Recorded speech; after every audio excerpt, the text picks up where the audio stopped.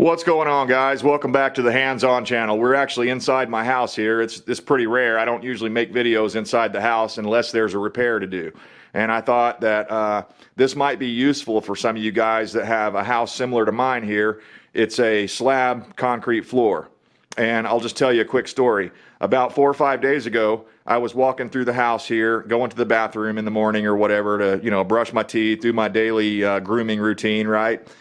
And I walked around the corner, and when I stepped right about here, my foot got wet, my sock got wet, and I was like, oh man, the dog must have peed on the floor. That was my first, reaction was, oh man, the dog must have peed on the floor. Maybe I was back in the other office or something. I didn't hear him whining, and he just, had an emergency. He's a great dog. He never pees in the floor. I mean, he hasn't peed in the floor since he was a puppy. So, I just thought that because it kind of looked like a dog puddle. It was like about the size of a 100-pound Ridgeback, how much their bladder could hold. So I cleaned it up. We've got one of these Bissell wet vac things. I vacuumed all up what I thought was dog piss. I vacuumed it all up, got it cleaned up, went on about my day.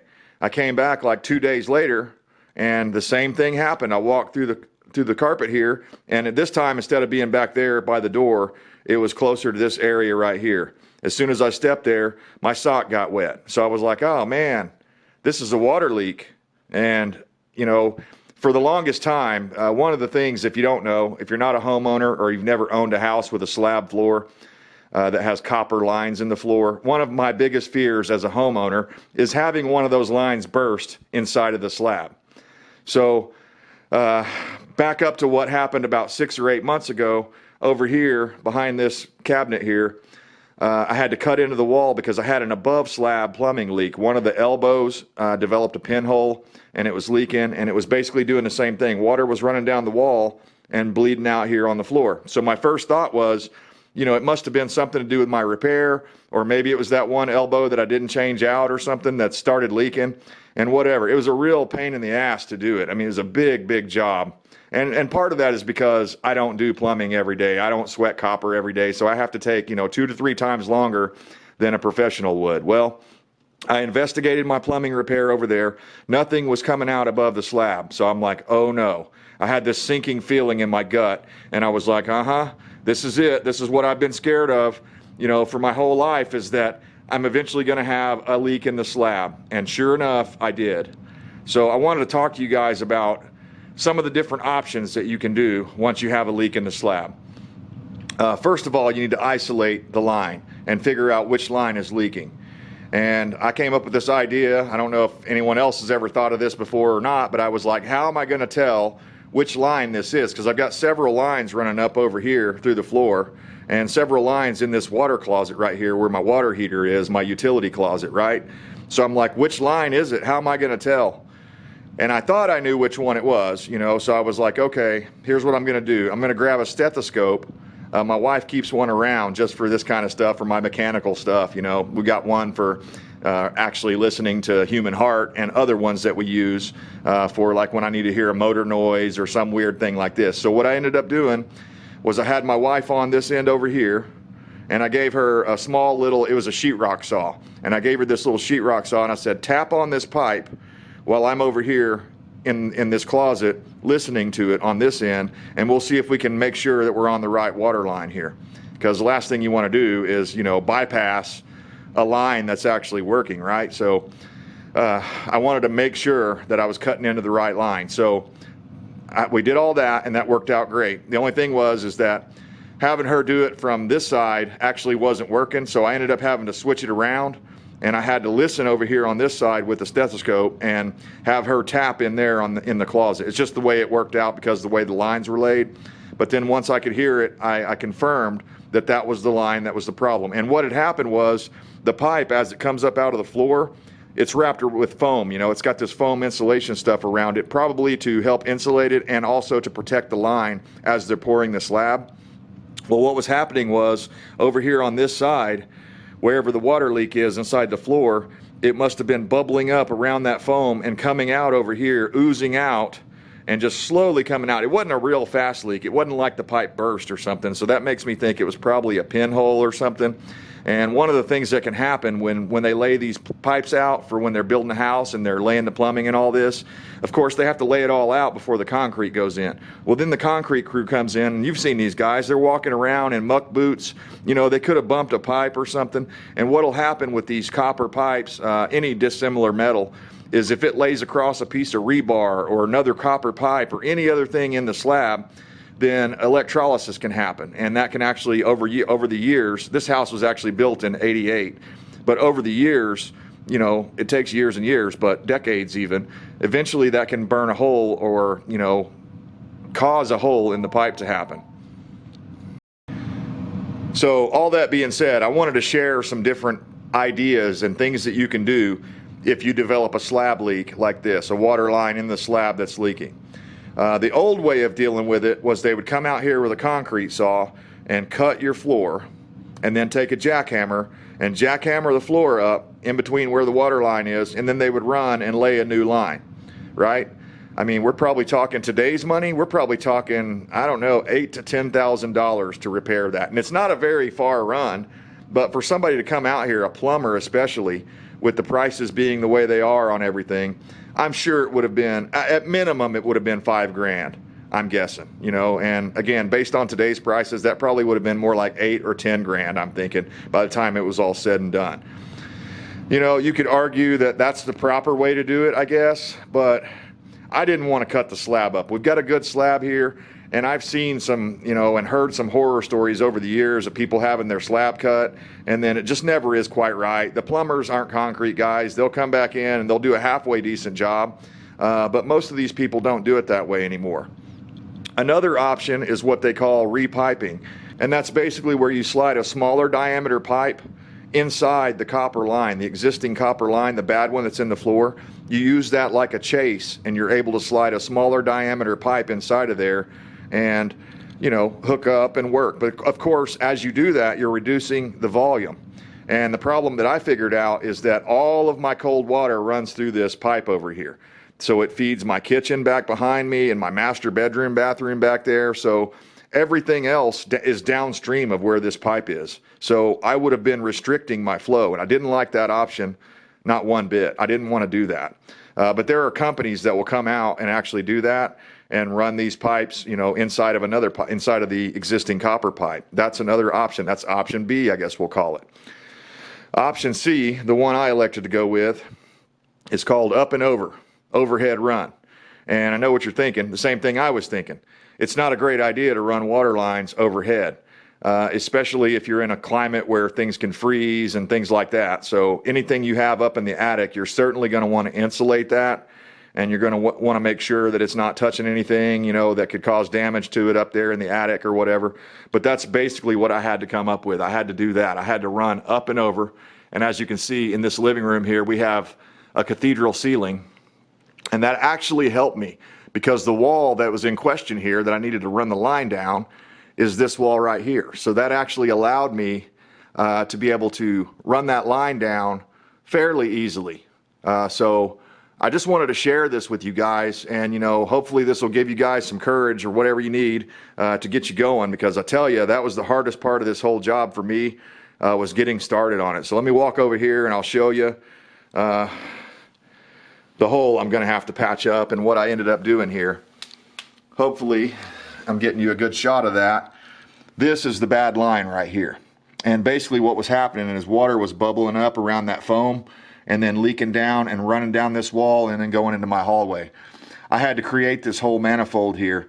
Originally it had a T right here that went down, and it was a weird T. It was a 3/4 by 3/4 by 1/2 inch on one end. And it wasn't on the T part of the, you know, the top of the T like this. It was on one of the ends.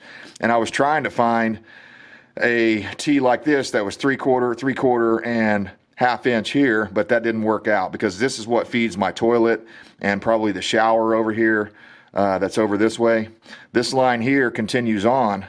So originally what was happening is it comes into the house, and then once it comes into the house, it tees off over there in the water closet, and it was feeding right here. So this was a feed supply line for the rest of the house. So you can tell why it was critical, and I didn't want to go down a size. I didn't want to refit it and slide a little bitty 1/2 inch line through there, because that would have reduced my volume.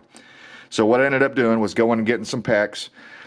This is PEX B, they call it, and it's really stiff. PEX A is a little bit more flexible, and I believe you can apply heat to PEX A. This PEX B, you don't apply any heat to it or anything, and it's just stiffer than a coffin nail. So a lot of people will say when you're getting ready to run some PEX B, the best thing to do is take it outside on a sunny day and coil it out and then let it sit in the sun for 15-20 minutes or whatever, and it will kind of straighten out. It won't be so hard to fight.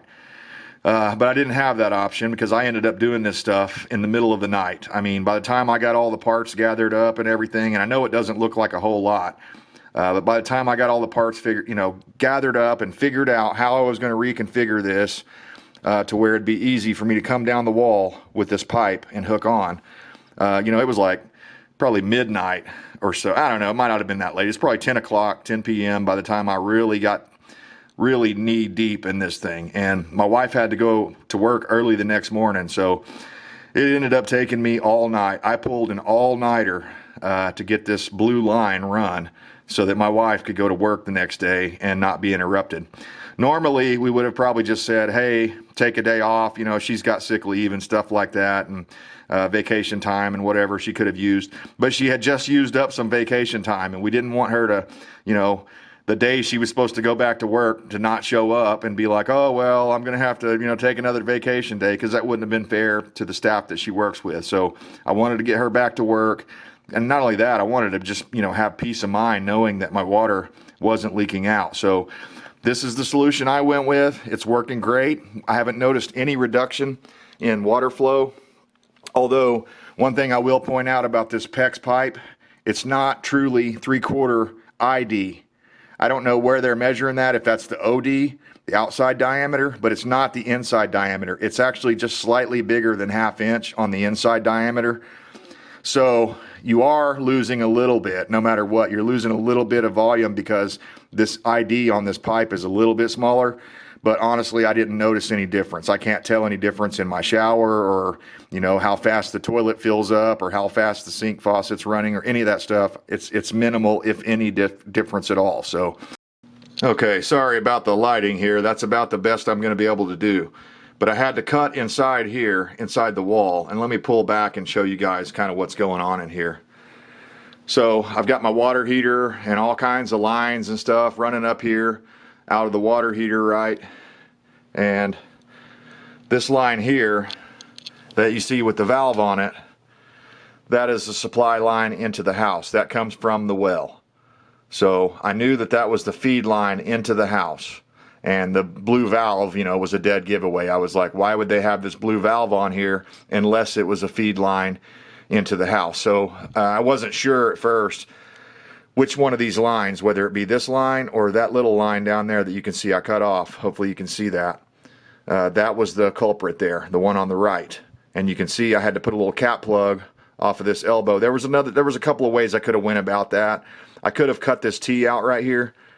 Get it where you can see it. I could have cut that T out right there and just put a splicer in. And I thought about doing that. But I was so exhausted, I just wanted to be done with it, to be honest with you. The damn thing was just wearing me out trying to figure this thing out and to get it done. I'm not a plumber by trade or anything. I'm just a handyman that tries to be able to fix my own things, rather than calling a plumber. And even running the line up and overhead, I told my wife, I bet you, just based on today's prices, I bet you it would have been at minimum $2,500 to have a plumber come out here and crawl through my attic and do all the different stuff that I had to do. I had to get down to work on this back here in this corner. I had to get down on my knees and my elbows to be able to, because there's like some piping and stuff right in here in this area. You can't really see it. There's a pipe there. So I'm having to straddle across this stuff and not break anything else. And it's very tight back in there. It was very difficult. One of the things I found out, because I was scared to death of catching my house on fire with the torch, right? And I've got all this insulation all over the place. And I will pull that back now that we're done and we know it's not leaking. It's been several days and it's not leaking now. So I'll pull that insulation back and cover that up, and I'll put the sheetrock back on. But I was scared to death that I was going to catch that insulation that's back around this corner on fire. So what I ended up doing was pushing it out of the way like that for safety. And then I took a piece of like 1/4 inch thick angle iron, and it was perfect. I was able to angle it back in there behind the fitting, and then all of my torch flame that wasn't hitting the fitting was actually hitting that metal bracket, that angle iron. So it kept me from catching the house on fire. That's one thing you're gonna have to be very aware of when you go to taking a torch inside of a small space like that. I mean, things can get out of control real quick. And also, you see this black line here, right here? That's natural gas. So I wasn't super excited about lighting a flame up in a closet, laying on my, on my elbows and my knees down there, trying to do this stuff. But again, I saved myself tons of money. We got this entire job done for under $100, and that's including triple the cost on all of the different accoutrements that I had to buy. The fittings, the hose, everything was like triple the cost almost over last time, or double the cost at least. I think the tubing was about double the cost of what it was last time I had to buy it. But either way, I still managed to get the whole thing done for under $100. We're right at $100, let's say that. And my wife, first thing she did was she called the insurance company, and they said, oh yeah, we can come out there and get it fixed up for you, but it's going to be $1,000 deductible.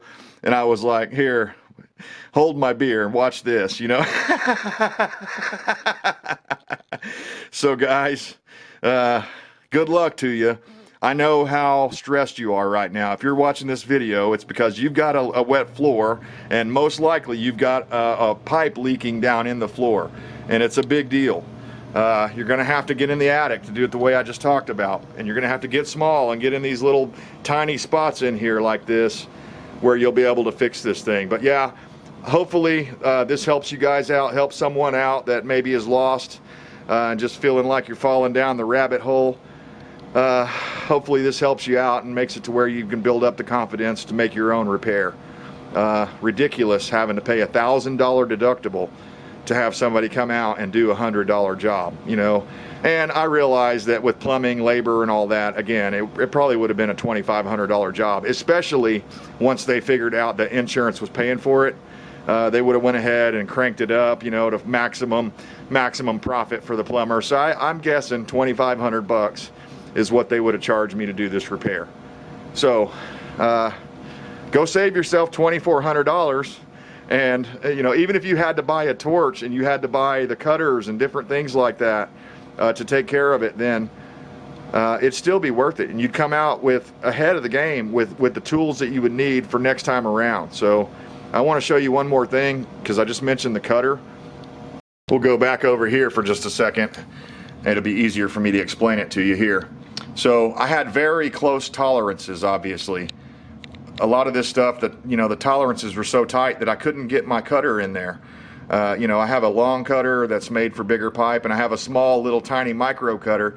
But the problem with my little micro tubing cutter is that it was not big enough. It wouldn't spread wide enough to get around this 3/4 pipe. It was only rated for 1/2 inch. So I'm like, oh crap, what am I going to do? How am I going to cut this pipe? And I didn't want to take a hacksaw to it, or a sawzall, or anything, or a grinder, or anything like that. I wanted to cut it clean in case I needed to, in case I was wrong. What if I cut into that pipe and it turned out that wasn't the line leaking? Then I'd need to be able to reconnect it. So in the middle of my day, I ran over to Lowe's and I bought one of these ring-shaped cutters. It sort of looks like a C when the flap is open, but otherwise it just looks like a circle. The one I bought was orange, and it was like 25 bucks almost for this tool, right? And I was real happy about it. I rode my motorcycle out there to save gas. I get back here, I stick it on this copper tube, I clamp it down. But first, before I did that, I cut a piece of brand new copper up on, standing up here, just to get an idea of how it worked. It worked great. It cut the brand new copper just fine. But when I stuck it on this old copper, as soon as I went to try to clamp it around to make the circle, to close it to where it'll start cutting, it would dent the pipe in. And I'm like, how in the hell am I supposed to get the tubing cutter to start? And I never could get it to start. So eventually what I had to end up doing, against my better judgment, I didn't want to do this, but I ended up having to take a little hacksaw, one of these little small hacksaw blades with a handle on the end of it, and sit there for 20 freaking minutes cutting that thing off. Now I was able to cut it fairly clean, and maybe I could have straightened it out enough to where if I had to put a fitting on there, I might have been able to or whatever. But anyways, I just wanted to give you a warning about that. I don't know what the deal is. I don't know if this is a thinner gauge copper or if it's just because the copper is, you know, from 1988 and maybe it's lost some of the structure from the inside of it, because, you know, you can see that green stuff inside of there, that corrosion. So possibly it's just weaker now because it's been in the floor for so long. I don't know. I never could really understand that or explain that. But the copper that was in the floor on both ends, I could not use that fancy low clearance tubing cutter that I bought. So I ended up taking that thing back. Anyways, I just wanted to tell you that because, you know, it was just a lot of struggles to get this water back on, and you don't realize how important having running water is until you have to go. And what we were doing was we'd flip it off. We'd run it because it wasn't leaking super bad. So I took my shop vac and I set it up here right over this hole, and I would suck the, you know, I turned it on and we'd turn the water on, and it would take about 30 minutes before the water started bubbling up out of here again. So that gave us plenty of time to take showers and stuff like that. But it was a real pain in the neck because I had to, you know, when my wife needed a shower, I had to flip the water on. When we needed to flush toilets, anything like that, I'd have to flip it on, run it for a little while, do all of our stuff that we needed to do, and then shut it off before it started burbling out and leaking across the floor. So it was a real hassle. Not as bad as going down to the, you know, to the creek and getting a bucket full of water, but it was still, you know, not good at all. So we're all back in business. It's been 3 days now since I did this repair, no leaks. So now I'm ready to go ahead and start closing up everything. But yeah, I just wanted to show you guys this because it's very intimidating when you have to cut into your wall, when you have to cut into your copper pipes and things like that. And I hope that it maybe inspires you or gives you a little bit of courage that you need to get the job done.